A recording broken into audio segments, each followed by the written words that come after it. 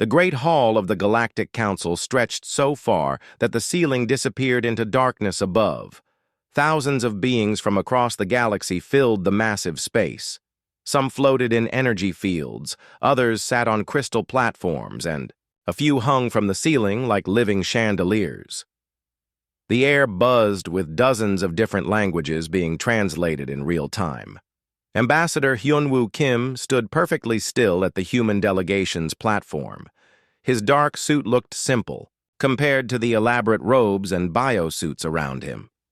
Next to him, Dr. Yoonji Park checked her datapad one more time. Admiral Tae-min Lee kept his hands clasped behind his back, his military bearing obvious even in civilian clothes.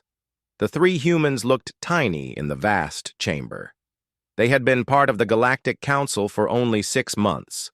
Earth was still, considered a baby species by most of the older civilizations. Some of the beings around them had been traveling between stars when humans were still learning to make fire. A deep sound filled the air. It came from the Velthari hegemon, a creature that looked like living crystal formed into a roughly humanoid shape. Light pulsed through its transparent body as it spoke. "The Council will now hear the charges against the species known as humanity," the hegemon announced. Its voice reached every corner of the massive hall.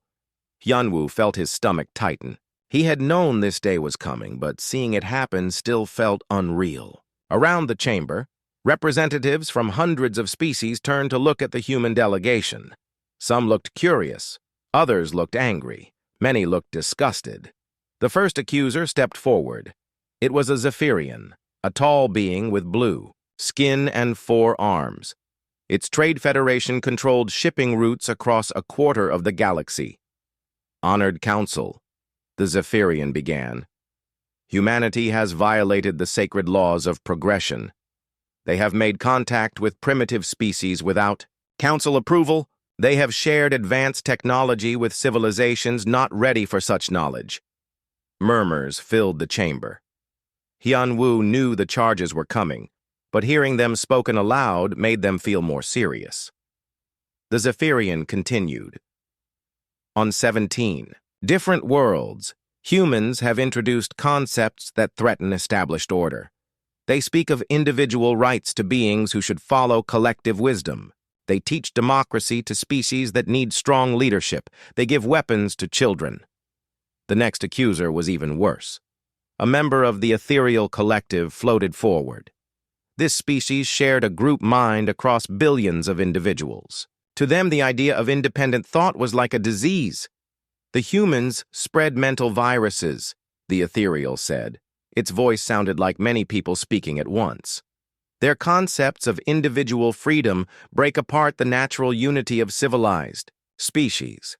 Where humans go, chaos follows. Order becomes disorder.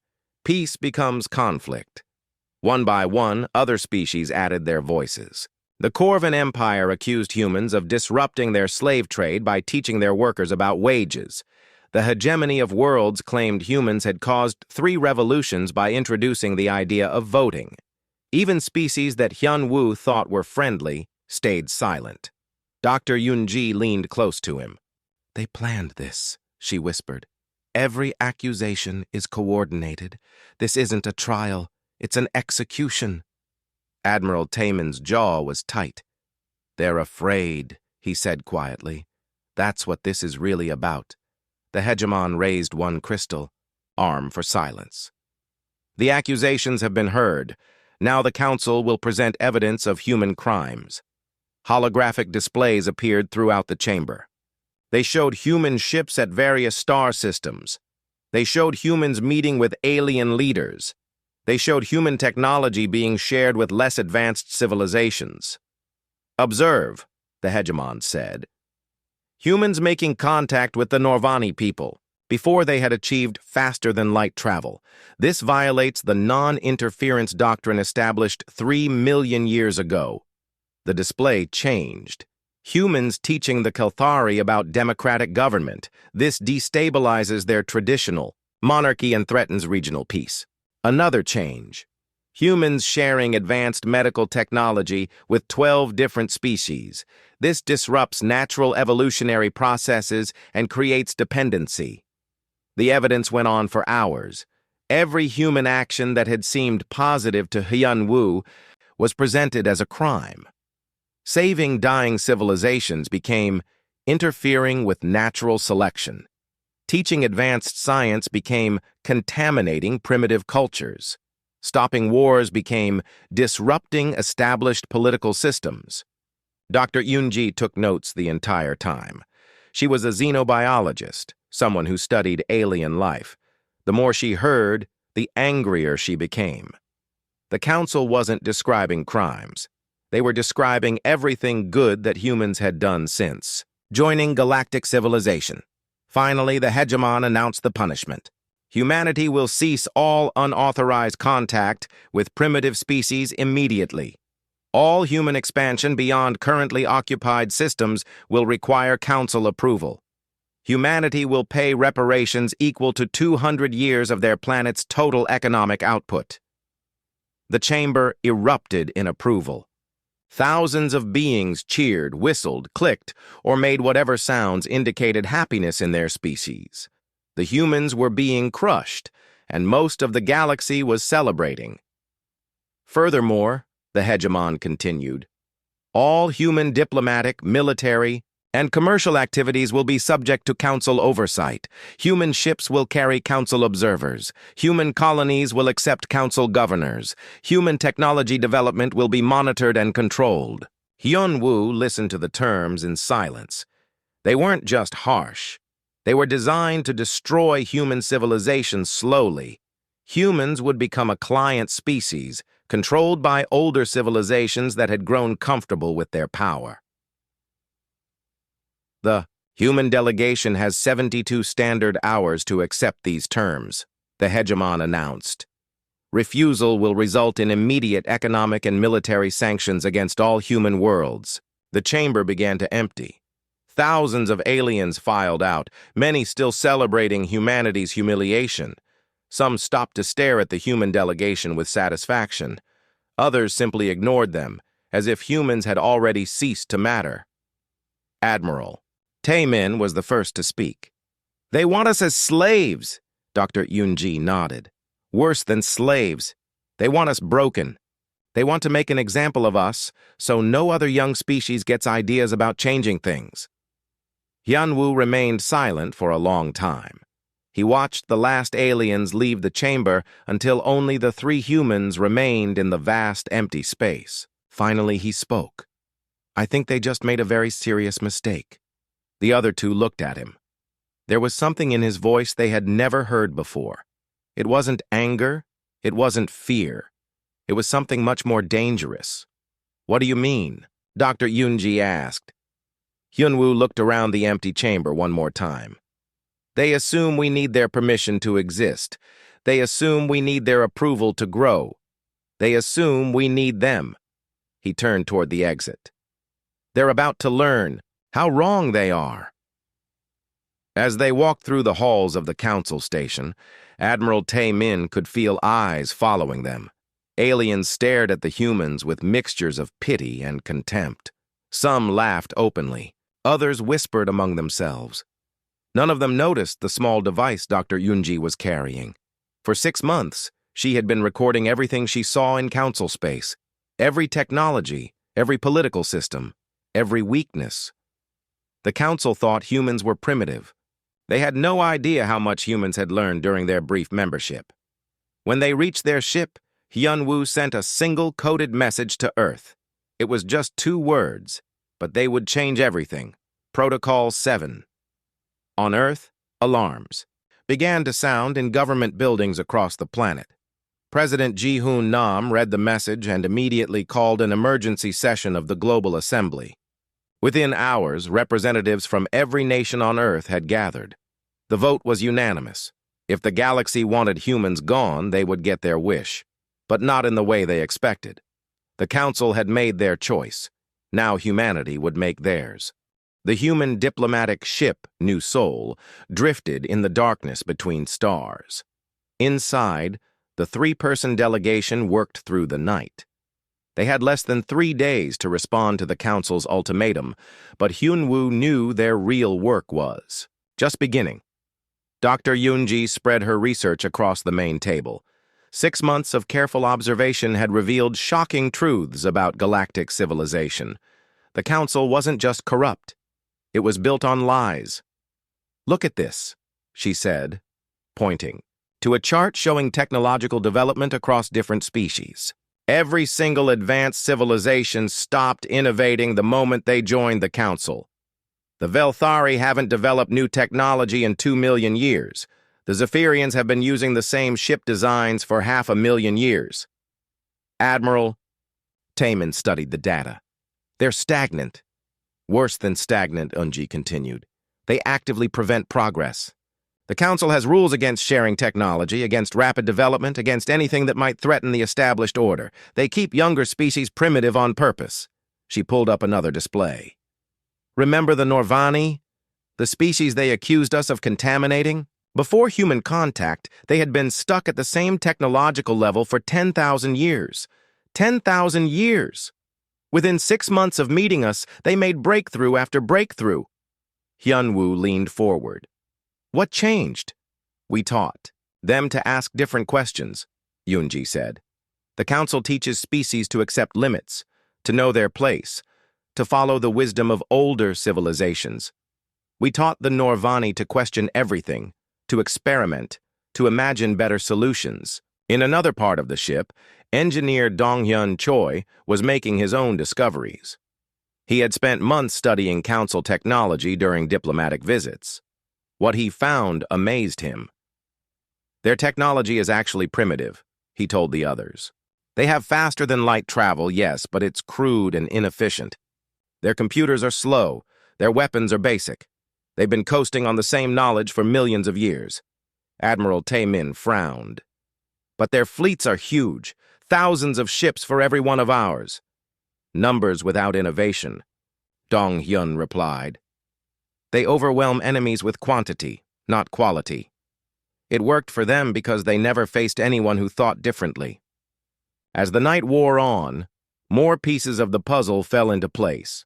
Cultural attaché So Young-han had been monitoring communications from the worlds humans had contacted. The results were extraordinary.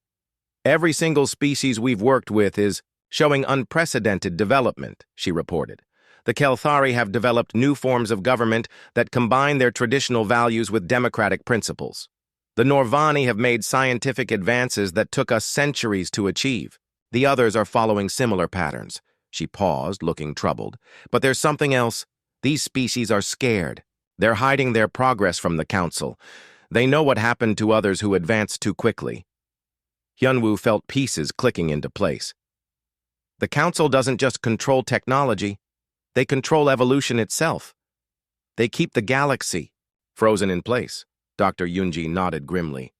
And we threatened that. By teaching other species to think independently, we showed them the cage they were living in. The discussion continued until dawn. As the ship's artificial sun began to brighten, Hyunwoo made his decision. He activated the secure communication system and sent a message to Earth. President Ji-hoon Nam received the transmission in his office in Seoul. He read it twice before calling his advisors. The message was simple but revolutionary. Recommend Protocol 7 implementation. The galaxy is not what we thought. Detailed report follows. Trust us. Within hours, emergency sessions were taking place in every major capital on Earth. The global assembly gathered in record time. President Nam presented Hyunwoo's findings to representatives from every nation. The Galactic Council isn't a governing body, he explained. It's a control system designed to prevent change. They've kept the galaxy stagnant for millions of years. Now they want to do the same to us. The evidence was overwhelming. The Council's own records, obtained through diplomatic channels, showed the pattern clearly. Species joined, their development slowed, and they eventually became enforcers of the same system that had trapped them. They're offering us a choice, President Nam continued. become another controlled species, or face destruction. Representative Kim Young-soo from the Asian Federation stood up. What about a third option? What do you mean? We leave. Not just reject their ultimatum, but leave entirely. Show the galaxy there's another way. The idea was radical beyond imagination. Humanity had spent centuries dreaming of joining galactic civilization.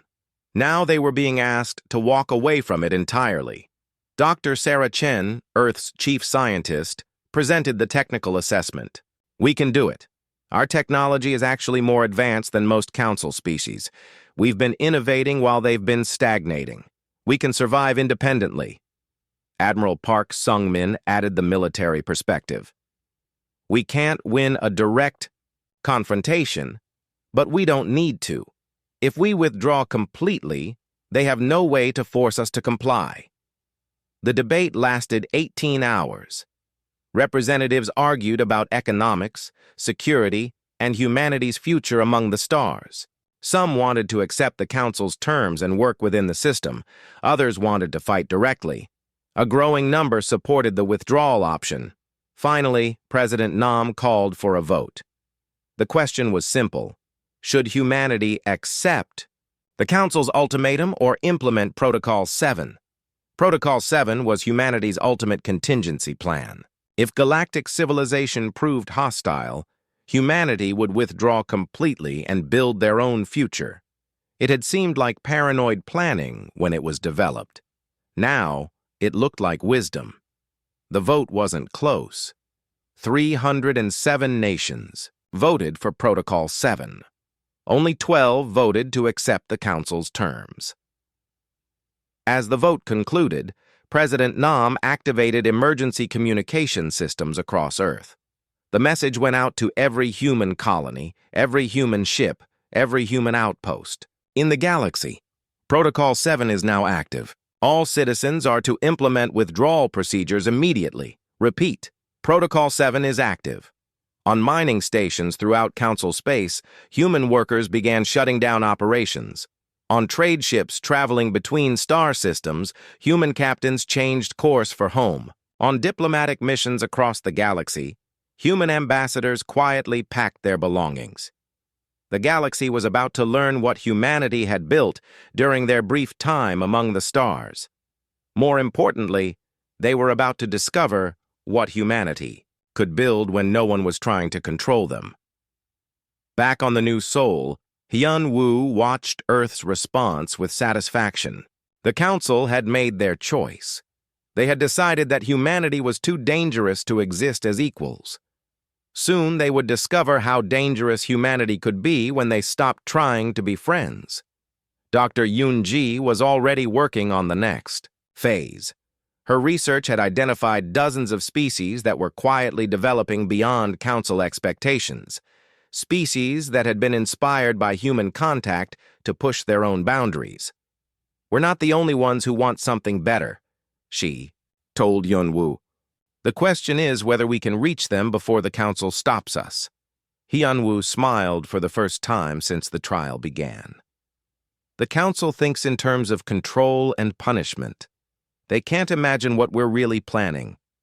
As the ship turned toward Earth, he began composing his final message to the Galactic Council. It would be short, polite, and absolutely devastating. The Council wanted humanity gone. They were about to get their wish in ways they never expected. The Galactic Council chambers felt different when the members gathered for humanity's response. There was an excitement in the air, a sense of satisfaction. The older species had put the upstart humans in their place. Now they would watch humanity submit to proper galactic order. The Velthari hegemon took its position at the center of the chamber. Around it, thousands of representatives waited to hear humanity accept the Council's demands. Some had even brought recording devices to capture the moment for their species' historical archives. The Council will now hear the human response to our ultimatum, the hegemon announced. All eyes turned to the human delegation's platform. It was empty. A murmur of confusion rippled through the chamber. The hegemon's crystal form pulsed with uncertainty. Are the human representatives delayed? An aide approached the platform and found a small datapad. The hegemon activated it, and Ambassador Hyun-woo's image appeared as a hologram. The recording was brief. "To the Galactic Council," Hyun-woo said calmly. "Humanity formally withdraws from council membership, effective immediately. We return our credentials and reject all council authority over human affairs. We wish you well in your future endeavors."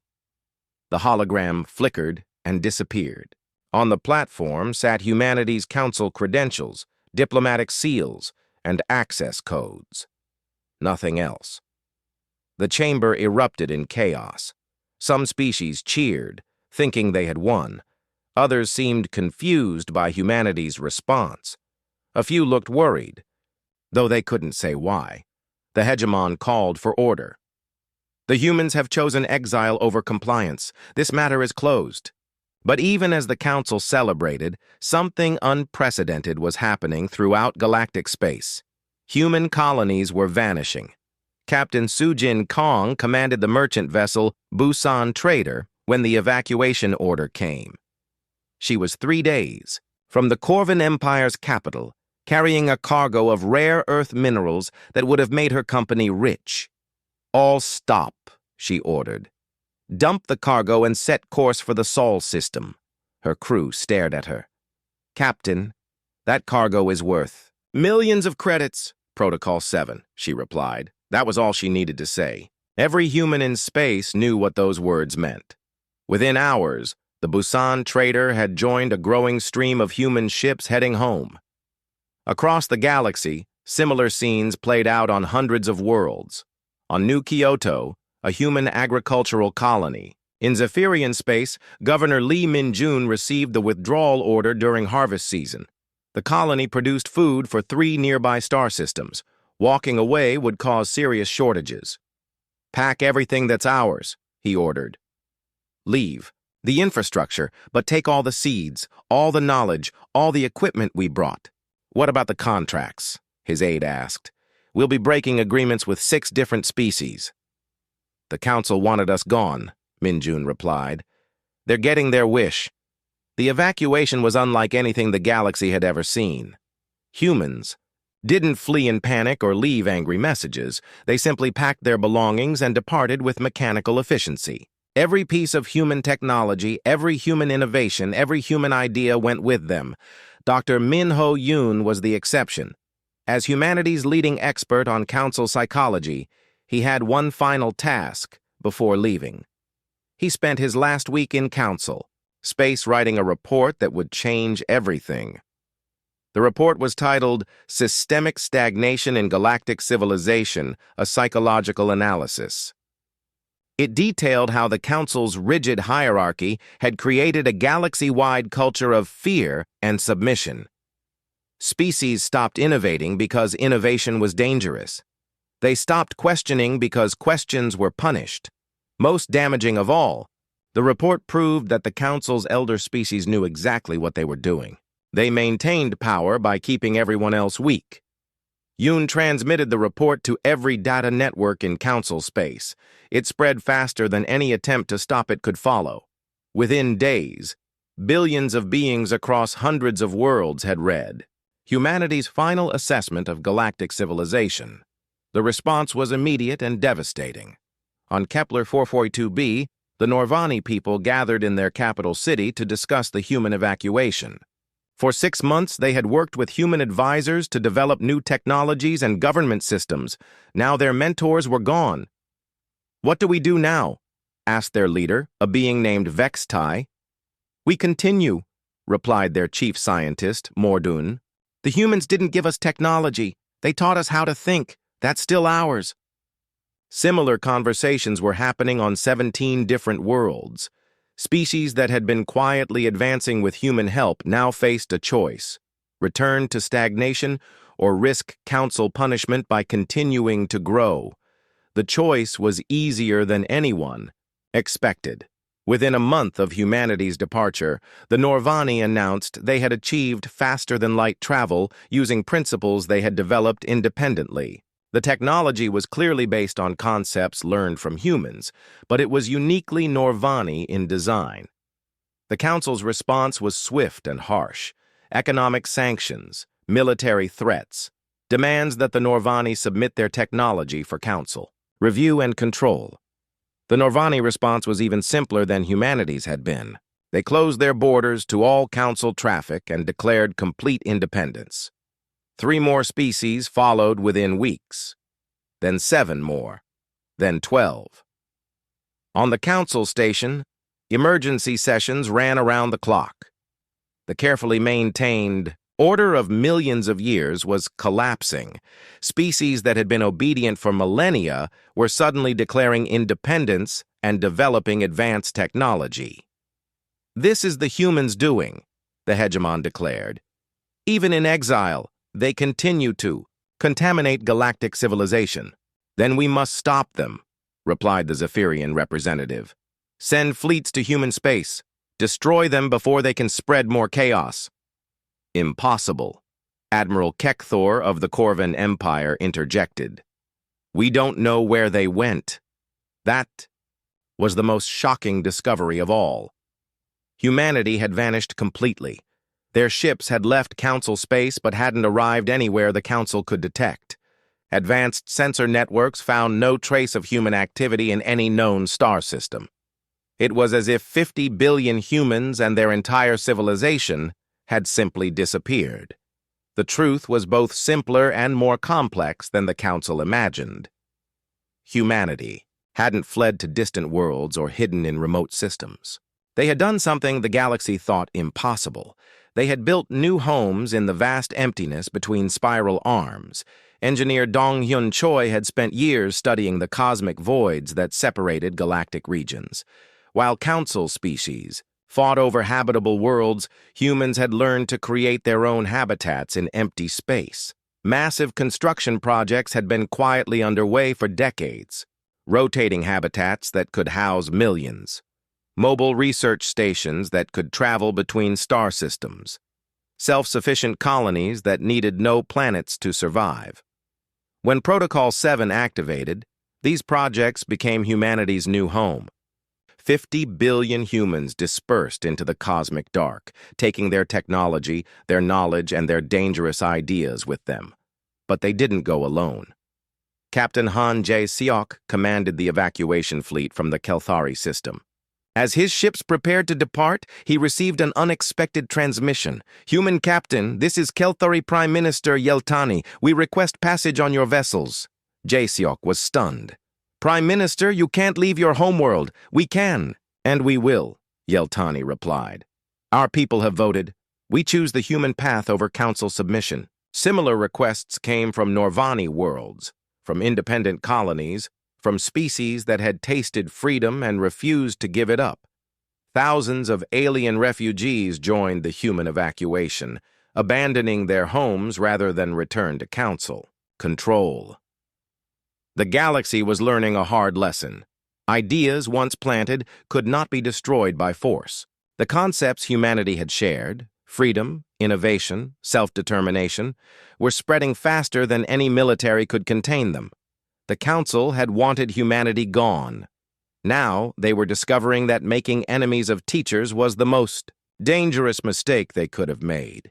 In the empty space between galaxies, something new was being born, something the universe had never seen before, a civilization built on choice rather than control, innovation rather than tradition, cooperation rather than domination.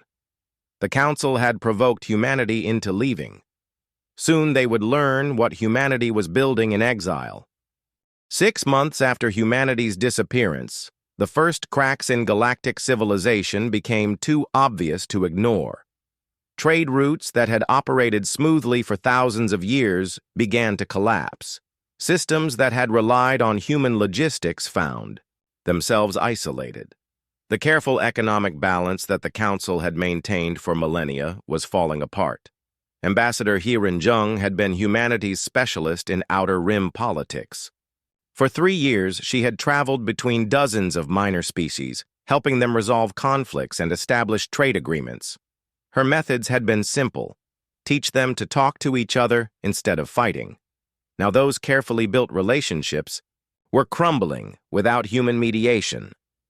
The Kalari and Vorthan species, who had signed a peace treaty under human guidance, were back at war over mineral rights.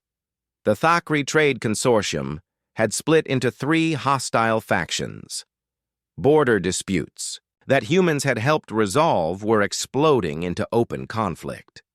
The Council's attempts to fill the gap made everything worse. Where humans had listened patiently and suggested compromises, Council mediators issued commands and demanded obedience. Where humans had encouraged cooperation, the Council imposed rigid hierarchies that satisfied no one. On Kepler 186f, a minor, conflict over water rights had escalated into a planetary civil war after Council intervention. The local species, the Yilani, had been developing a democratic solution with human help. When Council enforcers arrived to restore order, they imposed a traditional monarchy that half the population rejected. "The humans understood us," said Yilani resistance leader Telmara during a secretly recorded message. "They helped us find our own answers. The Council only knows how to give orders." Similar problems erupted across the galaxy. The Council had assumed that removing humanity would restore stability. Instead, they discovered that humans had been the hidden foundation holding much of galactic civilization together. But the real shock came from an unexpected source, the species that humanity had supposedly contaminated. The Norvani had been working on faster-than-light technology for decades with limited success. 6 months of human contact had given them new approaches to the problem. Now, 6 months after the humans left, they announced a breakthrough that stunned the scientific community. Their new drive system was not only faster than existing Council technology, but it operated on completely different principles.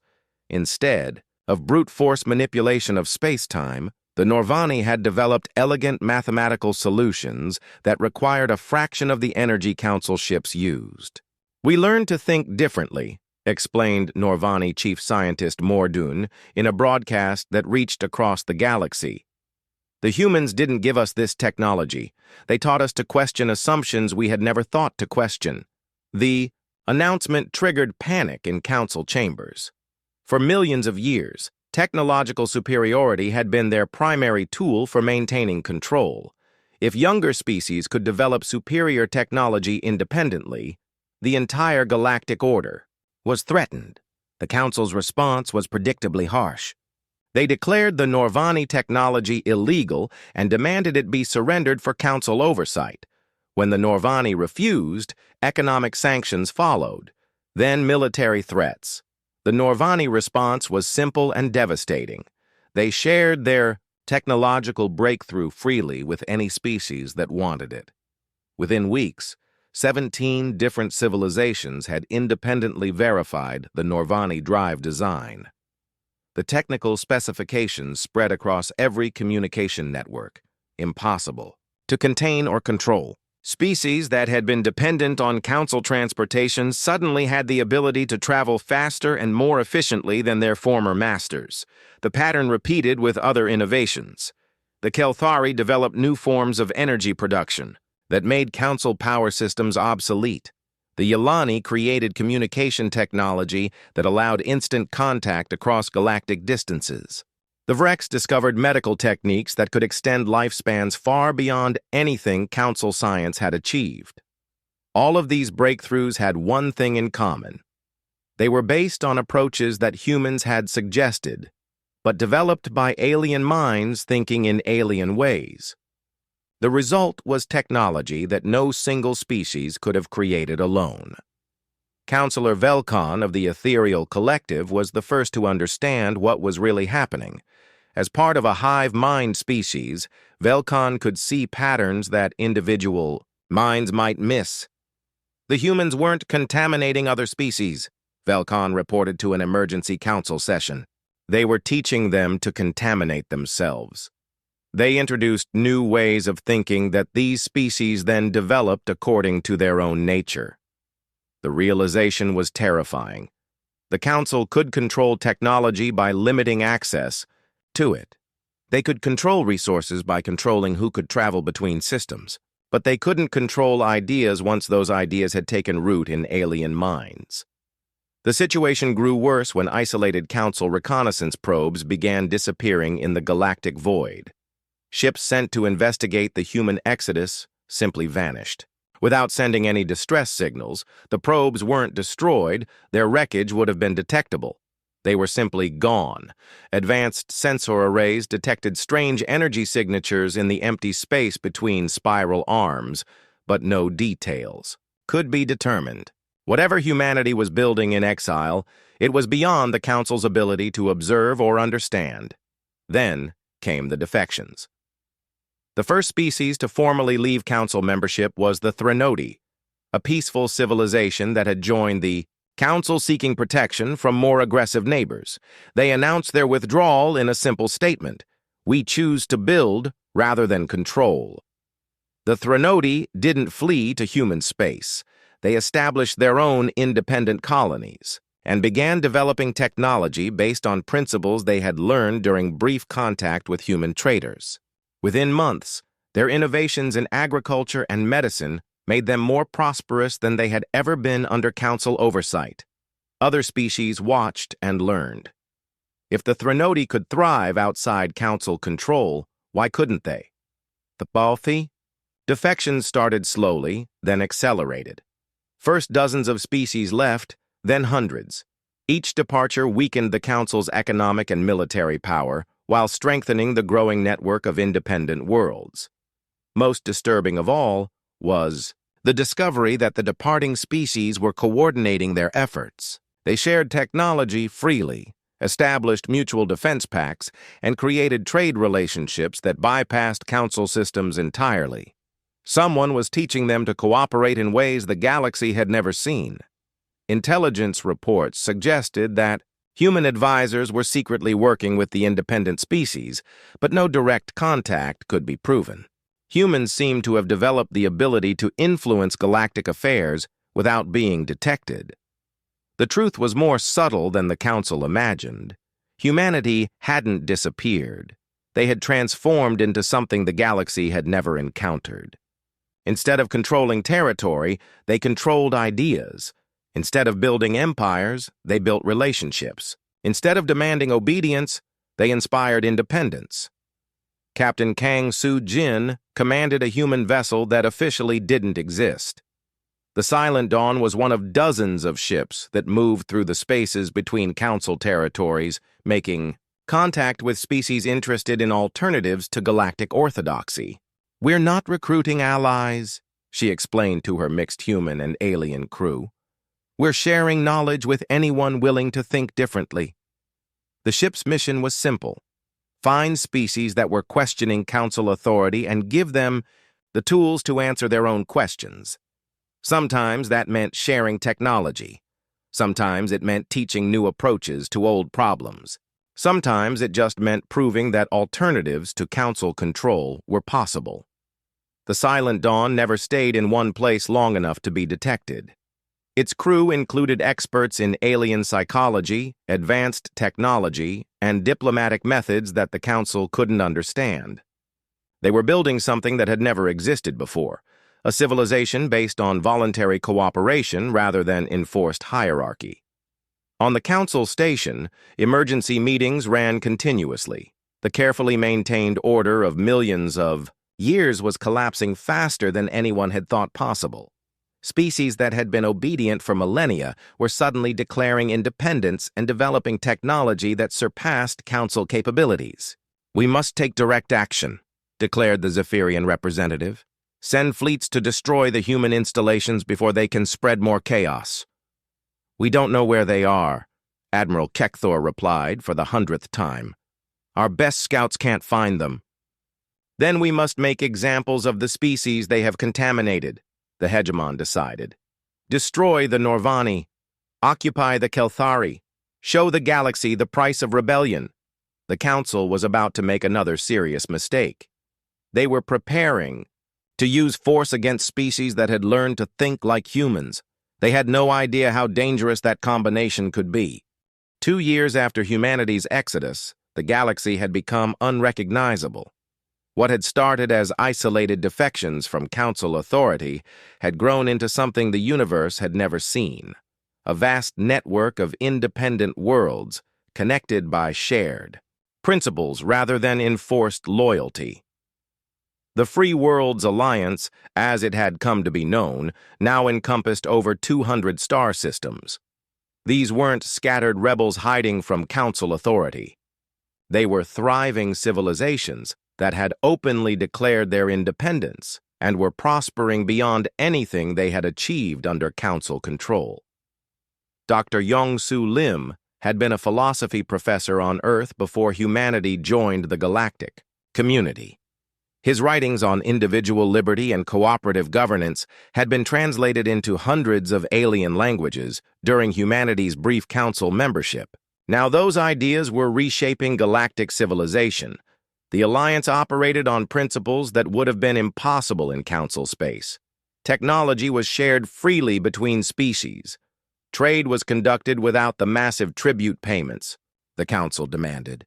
Political decisions were made through consensus between equals rather than commands from elder species. Most shocking to Council observers was how efficiently the Alliance functioned. Without bureaucratic hierarchies slowing down every decision, the Alliance species were innovating faster than anyone thought possible. Their technology was advancing by centuries in just months. The Norvani had become the Alliance's unofficial center of scientific research. Their breakthrough in faster-than-light travel had been followed by advances in energy production, materials science, and communication technology. But they hadn't hoarded these discoveries. Instead, they shared everything freely with any species willing to join the Alliance network. Knowledge grows when it is shared, explained Norvani leader Vexatai during a broadcast that reached across Council space. The Council taught us that information was power to be controlled. The humans taught us that information is a gift to be given. Council intelligence services worked desperately to understand how the Alliance maintained unity without central authority. Traditional galactic politics assumed that different species would naturally compete and conflict. The Alliance proved that assumption wrong through voluntary cooperation on a scale that defied Council understanding. The answer lay in something the Council had never encountered: a civilization built on trust rather than fear. Grand Admiral Ji-won Ko had emerged as humanity's public face in the new galactic order. Her background was unusual for a military leader. She had studied both war and peace, strategy and diplomacy, conflict and cooperation. When she spoke, the galaxy listened. The Council taught us that strength comes from controlling others, she said during a transmission that reached every inhabited system. We learned that true strength comes from helping others control themselves. Her words were accompanied by images that stunned Council observers. Massive space habitats that dwarfed anything in Council territory, planetary engineering projects that transformed dead worlds into gardens, research installations where dozens of species worked together as equals to solve problems that no single civilization could address alone. Most impressive were the mobile cities, entire civilizations that lived in the void between stars, connected by networks of trade and communication that operated faster and more efficiently than anything the Council had ever achieved. These weren't refugee camps or military installations. They were thriving communities that had chosen freedom over security. The Council's attempts to infiltrate or monitor Alliance activities failed completely. Every spy ship sent into Alliance space simply disappeared. Not destroyed. Their wreckage would have been detectable. They were captured, their crews safely removed, and the ships themselves vanished without a trace.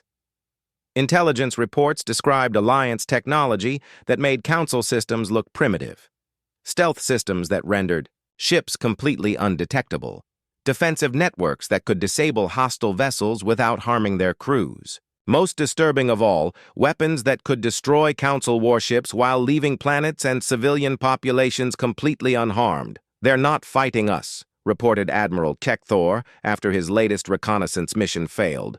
"They're ignoring us. When we send ships to investigate, they simply remove our ability to be a threat and send us home."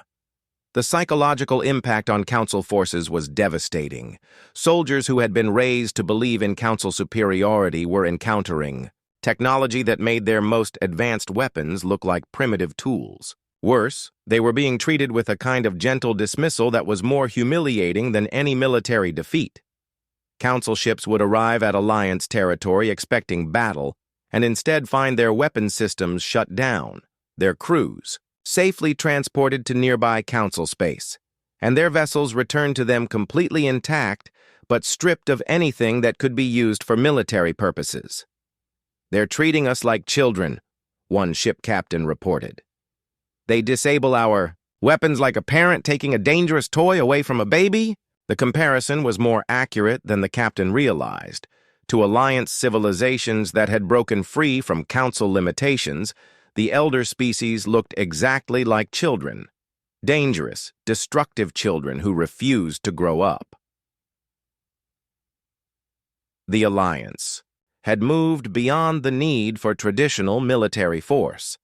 When conflicts arose between member species, they were resolved through mediation and cooperation rather than violence.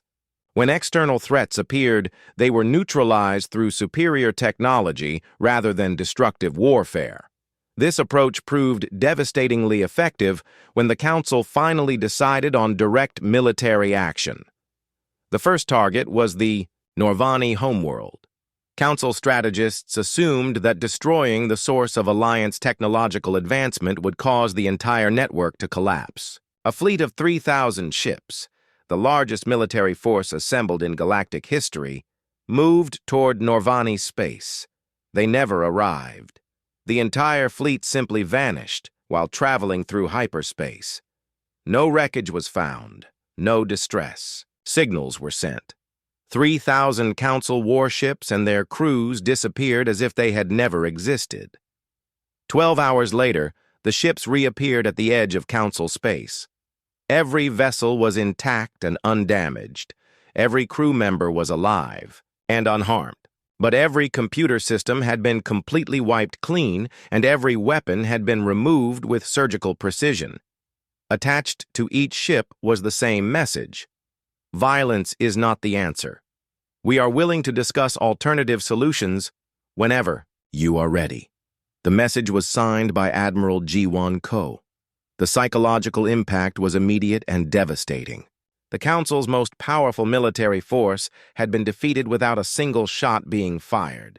Worse, they had been defeated by an enemy that treated them with the kind of patient kindness usually reserved for confused children. Panic spread through Council territories.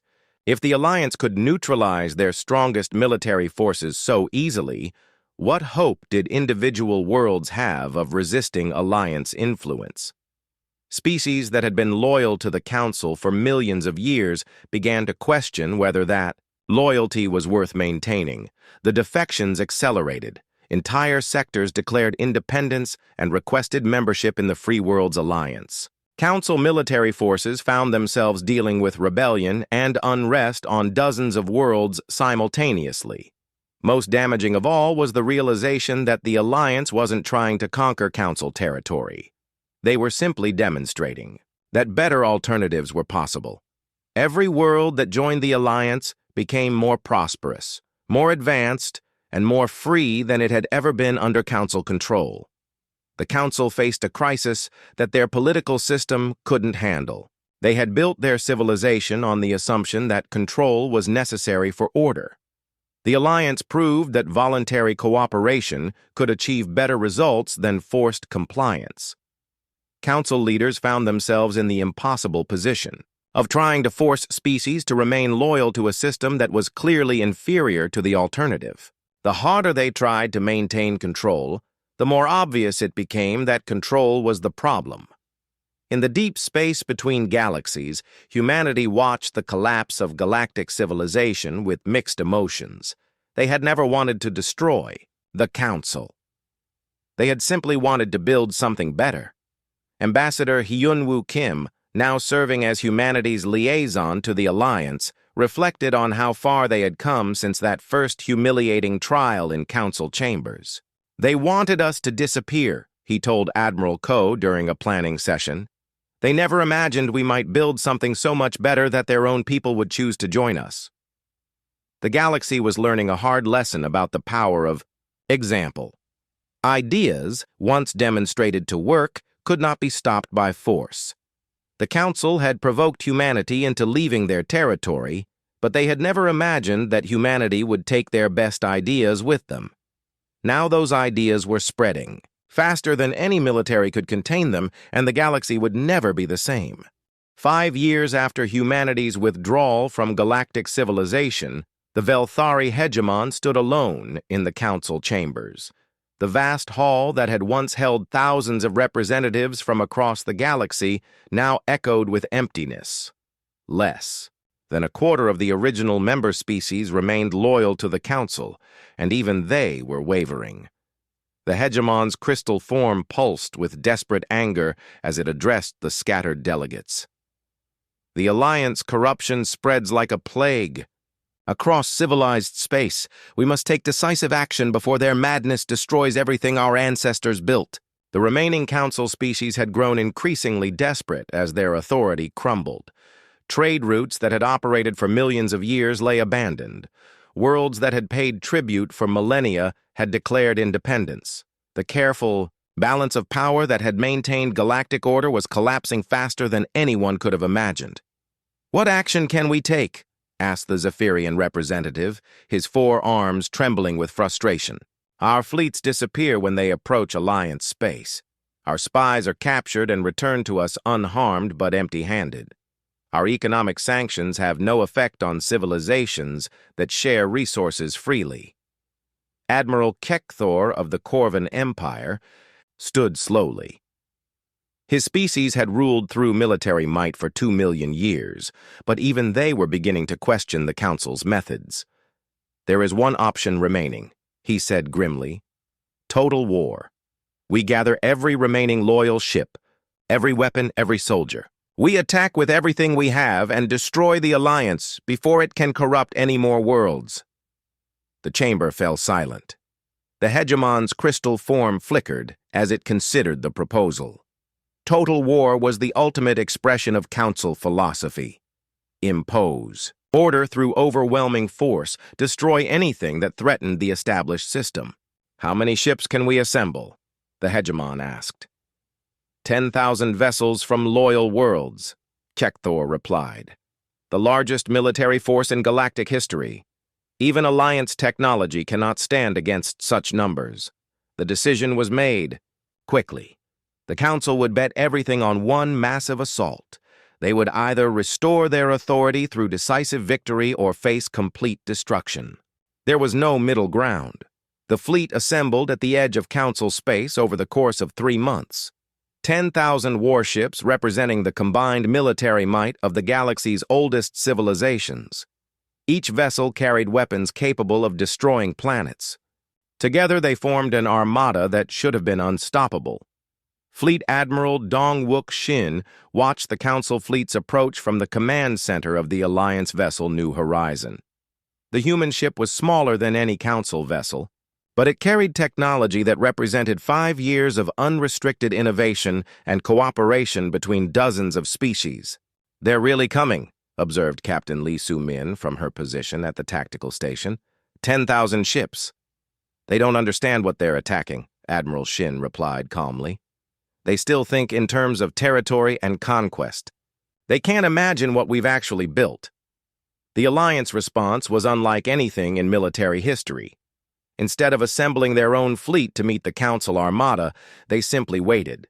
When the Council ships dropped out of hyperspace at the edge of Alliance territory, they found a small group of vessels waiting for them. 50 Alliance ships faced 10,000 Council warships.